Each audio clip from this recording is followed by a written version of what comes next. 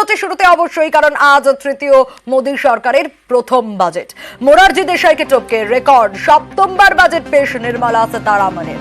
বাজেটের আগে গতকাল লোকসভায় আর্থিক সমীক্ষার রিপোর্ট পেশের সময় অর্থমন্ত্রী দাবি করেন বর্তমানে দেশের মূল্য বৃদ্ধি নিয়ন্ত্রণে।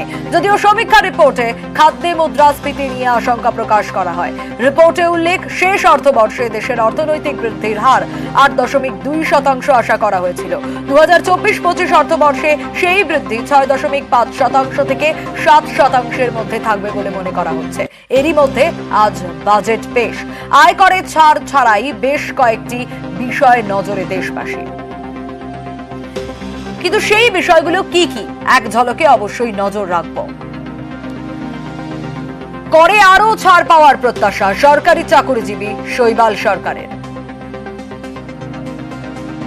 আমরা প্রত্যাশা করি কেন্দ্রীয় খাতের টাকা রাজ্য সদ্ব্যবহার করুক, আর ট্যাক্স বাবদ যে বিপুল আমাদের ঘরে বোঝা চেপেছে ছাড়টা বেশি করে দিক এবং ট্যাক্সের স্ল্যাবটা কমিয়ে আনুক। একে একে আপনাদের শোনাচ্ছি সাধারণ মানুষ, সরকারি চাকরিজীবী, বেসরকারি চাকরিজীবী বা পেনশনভোগী তারা কি কি মনে করছেন। এবার শোনাবো দ্রব্যমূল্য বৃদ্ধির নিয়ন্ত্রণ করা হোক, মহার্ঘ ভাতা ও শূন্যপদ পূরণের দাবি চাকরিজীবী সোনালী সরকারের। সরকার বাজারের দ্রব্যমূল্য বৃদ্ধিটাকে ফার্স্ট অফ অল কন্ট্রোল করুক। সেটা যদি না করতে পারে, সরকারের যদি সেটা আয়ত্তের বাইরে চলে যায়, সেক্ষেত্রে অবশ্য আমরা তার ক্ষতিপূরণ হিসেবে চাইবো যে আমাদের মহার্ঘ ভাতাটাকে ঠিকঠাক দেওয়া হোক। এবং আরও একটা জিনিস বলার আছে যে প্রত্যেকটা সরকারি ডিপার্টমেন্টগুলোতে অনেক পোস্ট খালি আছে এবং তার জন্য বরাদ্দও নিশ্চয়ই আসে সেন্ট্রাল থেকে। তা সেই পোস্টগুলো যোগ্যভাবে মেধাভিত্তিকভাবে যেন পূরণ করা হয়।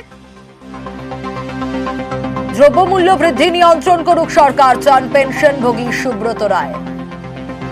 এই সরকারের কাছেই হোক আর রাজ্য সরকারের কাছে আমাদের একটাই চাহিদা, দ্রব্যমূল্য বৃদ্ধি যে হারে বেড়ে গেছে এবং পেনশন হিসেবে তো আমাদের তো আর পেনশন আর বাড়ে না। এখন আমাদের দুই সরকারের কাছে একান্তভাবে অনুরোধ যে দ্রব্যমূল্যর দামটা যাতে একটা রিজনেবল জায়গায় যায় এবং আমরা যেন সাধারণ মানুষ বেঁচে থাকতে পারি। তেল দুধের দাম কমানো থেকে দ্রব্যমূল্য বৃদ্ধি নিয়ন্ত্রণে সচেষ্ট হোক সরকার, বাজেট নিয়ে প্রত্যাশা বেসরকারি চাকরিজীবী সর্বজিৎ ঘোষের। জেনারেলি সরকারের থেকে এটাই রাখবো, তেলের দামটা একটু কমানো যেতে পারে এবং নিত্য প্রয়োজনীয় জিনিস বলতে আপনি দুধের দামও দেখুন, দুধের দামও দিন দিন বেড়ে যাচ্ছে। আগে যেটা ছিল 26 টাকা, এখন 2 টাকা বেড়ে 28 টাকা লিটার হয়ে গেছে। নিত্য প্রয়োজনীয় জিনিসের থেকেও এক্সপেকটেশন রাখবো যেন সেই জিনিসটাও কম হয়। কর ছাড় থেকে নিত্য প্রয়োজনীয় জিনিসের দাম কমুক, এমনটাই চান পেনশনভোগী সন্দীপ সরকার। এক্সপেকটেশন বলতে ট্যাক্সটা যাতে কমে, আমরা ট্যাক্স হোল্ডার, ট্যাক্সটা যদি বাড়ে আমাদের অসুবিধা। আর এখন তো সব কিছু জিনিসপত্রের দাম তো দেখছি, সংসার চালানোই দায় হয়ে যাচ্ছে, সেখানে যদি আবার তার উপর বাড়তি বোঝা চাপে বাঁচাই দুঃসাধ্য হয়ে যাবে। বাজেটে জিনিসপত্রের দাম কমানো হোক, চান পেনশনভোগী সঞ্জয় দত্তগুপ্ত।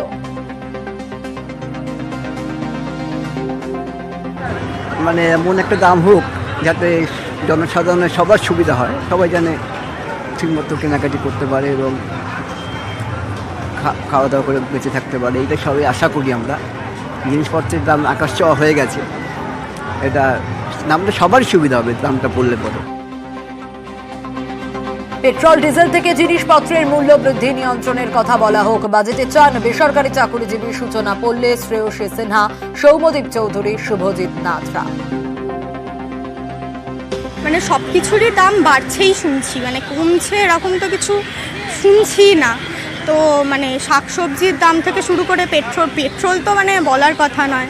হ্যাঁ, তো আশা করব যে সাধারণ মানুষ যাতে সাধারণভাবে জীবনযাপনটা করতে পারে কোনো রকম সমস্যা ছাড়াই, মানে মধ্যবিত্তদের যাতে দিন এনে দিন খাওয়া হয়ে যায়, তো সেটাই এক্সপেক্ট করব। গ্যাসের দামটা এখন প্রচণ্ড হাই, গ্যাসের ভর্তুকিটাও তো উঠে গেছে, কাজে গ্যাসের দামটা একটুখানি কমলে আমাদের সাধারণ মধ্যবিত্ত ফ্যামিলির পক্ষে আর কি একটু সুবিধা হয়। সবজির দাম মানে এখন সাধারণ আলু কিনতে গেলেই আমাদের মানে 40 টাকা কেজি আলু এখন। সাধারণ মধ্যবিত্ত পরিবারে যে লোকে আলু সেদ্ধ ভাত খাবে সেটাও এখন মানে ভাবতে হচ্ছে যে আলু কেনার কথা। তো সবজির দামটা, গ্যাসের দামটা একটু যদি কমে তাহলে সাধারণ মধ্যবিত্ত মানুষদের পক্ষে মানে মোটামুটিভাবে বেঁচে থাকা, একটু ভালোভাবে থাকাটা সম্ভব হয় আর কি। কমার্শিয়াল যে ট্রান্সপোর্ট সেটার যদি ফ্রেটের বৃদ্ধি না হয়, সেটাই আমার একটা সাধারণ মানুষ হিসেবে সেটাই আমার মানে এক্সপেকটেশন। পাবলিক যে সুরক্ষার ব্যাপারটা, সেটাও এটাকে আরোভাবে মানে বাজেটের মধ্যে আলাদা করে ওটাকে ইনক্লুড করা হোক, সেটার সেফটি বাড়াবার জন্য। ভোটের আগে দামে জিনিসপত্রের দাম কমে যায়, ভোটের পরে সেই জিনিসের দাম অগ্নিমূল্য হয়ে যায়, তো এটা তো নতুন কিছু না। স্বাভাবিকভাবে নিম্ন মধ্যবিত্ত মানুষদের কথা এবং পিছিয়ে পড়া মানুষদের কথাটাও মাথায় রাখা উচিত। রোজ নামচার ক্ষেত্রে যে এই জিনিসগুলো তো খুব ম্যাটার করে, কারণ আমরা তো সবার সোর্স অফ ইনকাম তো সমান নয়, এবং আমাদের এরকম অনেকেই রয়েছে। আমাদের আশপাশটা তাকালে আমরা দেখতে পাবো যে দিন আনা দিন খাওয়া মানুষের পরিমাণ বা সংখ্যায় তারা বেশি। বেকারদের হাতে কাজ থেকে মূল্যবৃদ্ধি নিয়ন্ত্রণের বিষয়টি বাজেটে গুরুত্ব দেওয়ার দাবি ব্যবসায়ী সুনীল সরকারের। এখন বাজেটে মোদী সরকার কি করবে আমরা জানি না। বেকার যেটা আছে, বেকারকে যদি চাকরি দেয় তাহলে বলবো আমরা বাজেট ভালো করছে। বাজেট সাধারণ মানুষের পক্ষে বাজেটে নিয়ে আসতে হবে চালের দাম, ডালের দাম, মুগ ডালের দাম, সবই চাকরি দিতে হবে, সব রাজ্যগুলোকে টাকা দিতে হবে। চাকরি কমসে কম বছরে 1 কোটি চাকরি যদি দেয় তাহলে সাধারণ মানুষের সম্ভব হবে।